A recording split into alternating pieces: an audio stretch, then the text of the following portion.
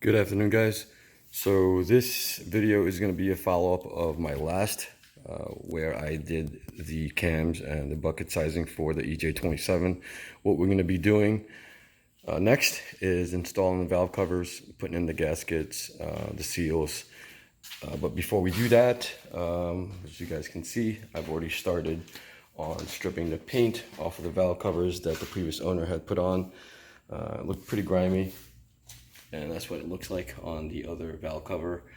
I just didn't want to put that back on without just cleaning it. It's not going to be a show car. It's not going to be seen, but I do want to remove it from the black paint. So I don't know. Maybe it's something that's going to make it easier for me down the road if I do end up wanting to polish it. But anyway, just real quickly, what I've done so far and how I removed the paint on this one, just to kind of cover it, is I used acetone. You can use pretty much any paint stripper. You can use oven cleaner, you know, the acetone that you can grab off of your wife's medicine cabinet for her nails. You can use aircraft remover, and I would probably recommend that because you can get specific on locations on where you want to spray, because it comes in an aerosol, and be more direct about where you want the paint removal. So what I picked up, and I did it on that plastic pan. It kind of wasted some acetone. So for the next valve cover, I picked up one of these baking trays, or these half party trays, just so that I can maximize the amount of acetone that I could put on here and the level of acetone that it'll reach just for the front of that cover. So we got a UPS driver, so probably making some noises, but bear with me. So that's what we're going to be doing in this video. So I've also tried to use the Dremel with a wire extension to try and remove the paint, you know, instead of using chemicals, but that didn't work out too well. So I decided to just go the chemical route, which actually came out much quicker. Just also to note, be careful on what you use, because some of these chemicals will burn. So try to use the proper latex glove so that you don't burn your skin. And so, you know, once we get that all done, what we're going to be doing is hopefully squeeze in, putting in the water pump and the oil pump on the block, and that should be doing it for this video. Now, just as a heads up, the next video is going to be on the Supra. I was able to pick up some toys this past weekend, so we're going to be doing a little bit of Supra stuff on the next video, so stay tuned for that. But let's get going and get the valve covers on, and let's get to it.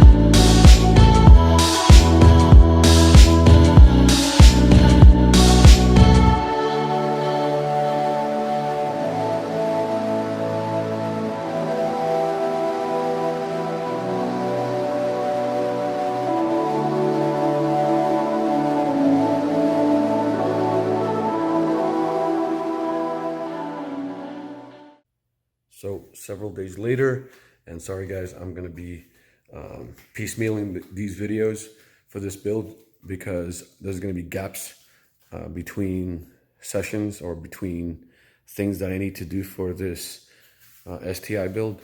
I just don't have the time to be doing it full time.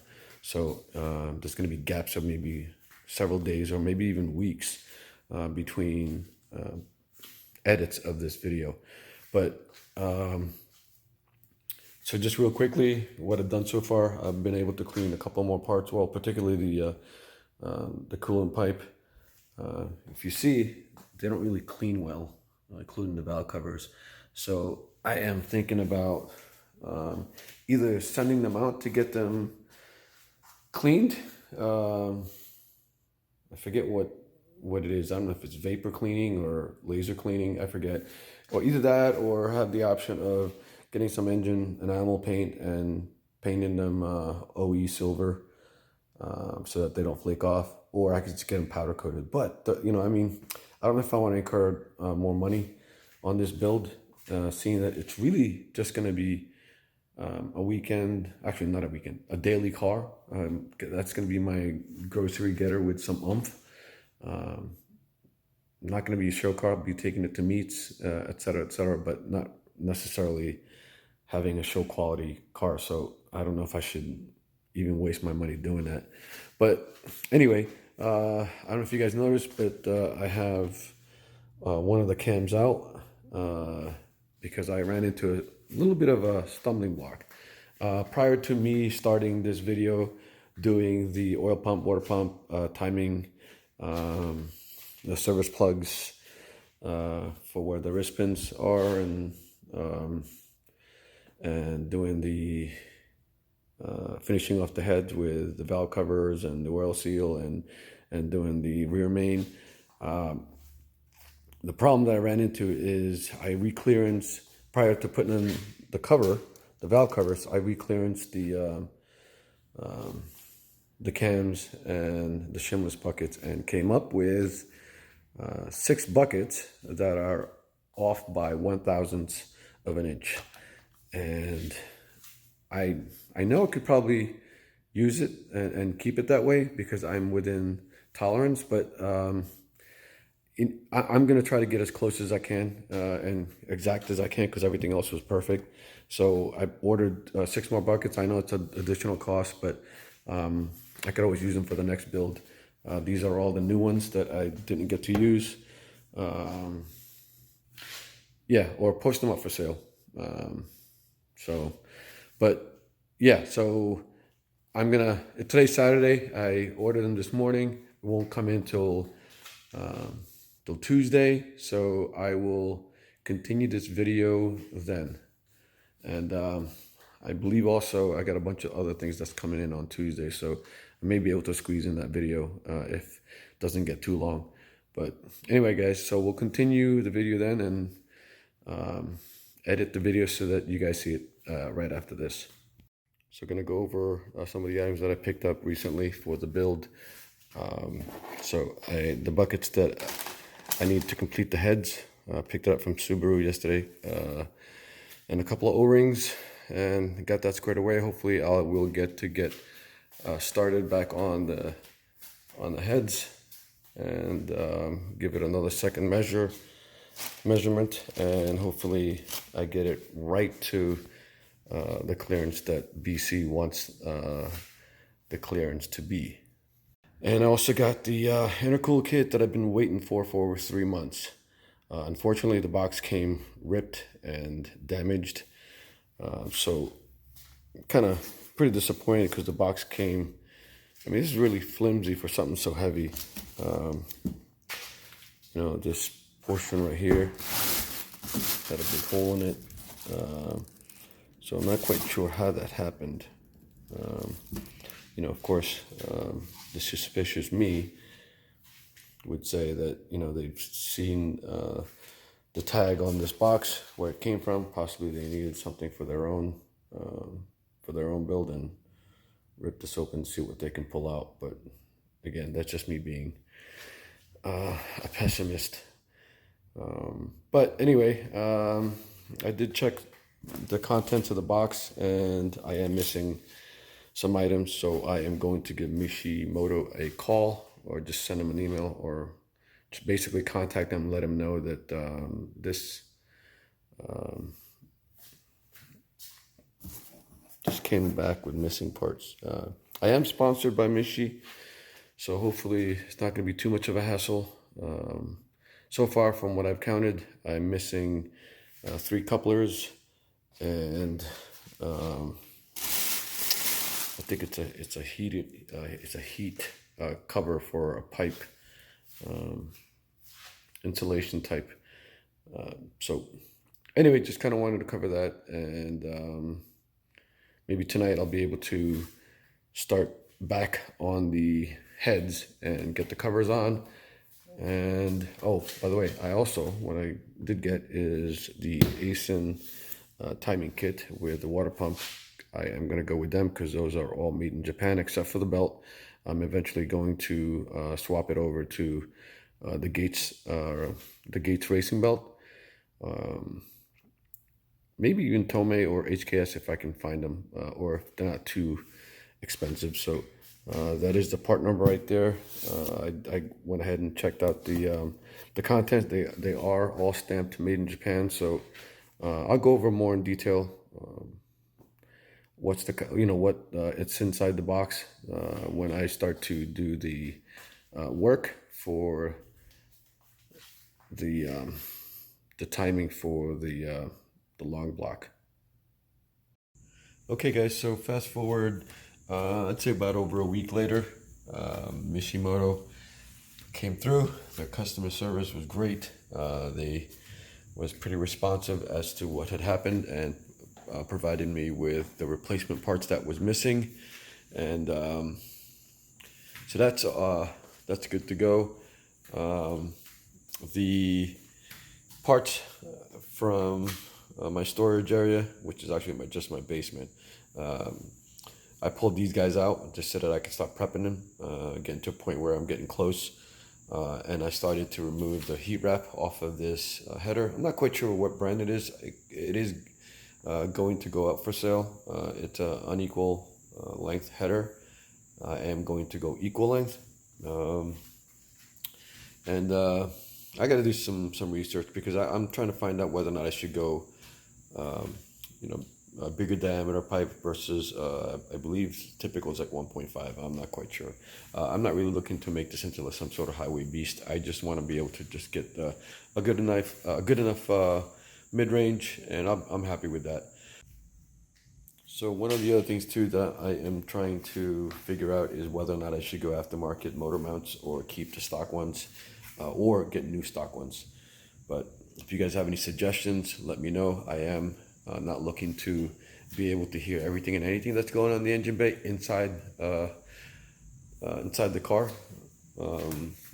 But having thoughts about maybe autocrossing her as well as using her as daily, it's making me rethink on what I plan on doing with the motor mounts and some other things too. So, well, I got a little bit of a bad news, and this may delay the build. I did end up. Let me remove the plastic on here so just I can quickly show you. Well, not necessarily. So you guys can see I got the valve cover on one end because I was able to put in the new buckets, and they are perfect. They came out exactly the value that it needed to be from what BC had recommended for clearance. So the issue is now, having done that, and having, like I said, removed the headers, I decided to do a test fit. But unfortunately, the headers did not line up between studs, exhaust studs. So I'm not quite sure how that happened, because the heads have been decked and the short block is brand new. And for some odd reason, the headers are shorter than the long block. So I need to go basically further in, and she's off by like 1/8 of an inch, which is pretty huge. So I'm not quite sure how to, if anything, you would think it's the reverse because the heads have been decked. So what I'm going what I'm planning on doing, which is gonna suck because I gotta start removing stuff. I gotta remove the valve cover, and I gotta clean it off now because of the sealant. Although these are MLS head gasket, you can, from what I read from some various MLS manufacturers, that you can reuse these as long as it hasn't gone through the heat cycle. But just for the fact that, you know, what these boxers are known for, I am not going to reuse them, which is going to suck. That's another cost that's down the drain. So I am going to try and see if I can get thinner. These are these are 39 JE Pro Seals, and I did find head gaskets that are thinner, which is, I think the smallest I found was 0.30 or 0.030, I forget. So I'm kind of going to try to figure out whether or not that's going to help sort of, you know, truncate or shorten the long blocks so that I can fit the headers. Now, I doubt I'm going to gain that much to be able to do that. So the other option that I have is, now these could very well be throughout the heat cycles have sort of maybe shrank. So what I'm looking to do is, and again, this is why the build is going to be delayed a bit, because I am going to, the fact that I'm going with unequal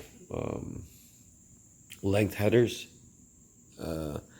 they are on back order, at least the ones that I want to get. I can't afford the Killer B. It's just way too pricey. I mean, it's a difference of like $700 or $500 between the next equal length header and the equal length header that I'm looking at, which is Tomei.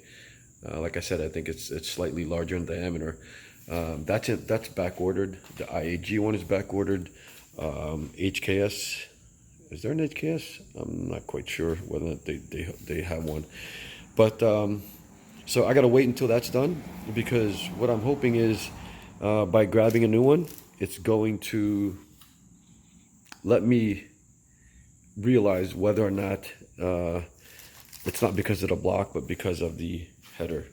So yeah, so unfortunately, build content is going to be somewhat delayed, like I said, and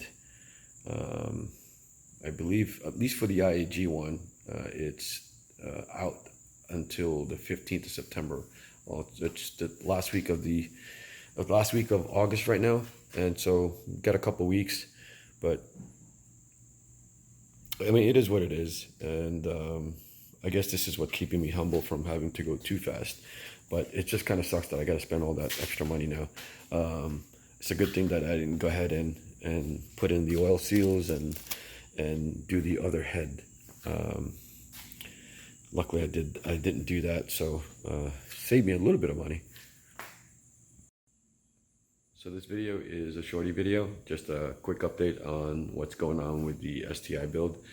We do have, like I said earlier, we do have more content coming for the Supra, the NSX, and the FD. So you guys stay tuned, and hopefully we can get going with this build. I really do want to see her start up before winter comes rolling around. So again, guys, like always, be kind, stay humble, and hopefully to see you guys on the next video. And if you get a chance, hit the like and subscribe. I would surely appreciate it. Again, see you guys next time. Real quickly, thought you guys might find this interesting. Check this out. Mark 5 and 2 JZGE GTE head gasket studs. Now, come on, ARP.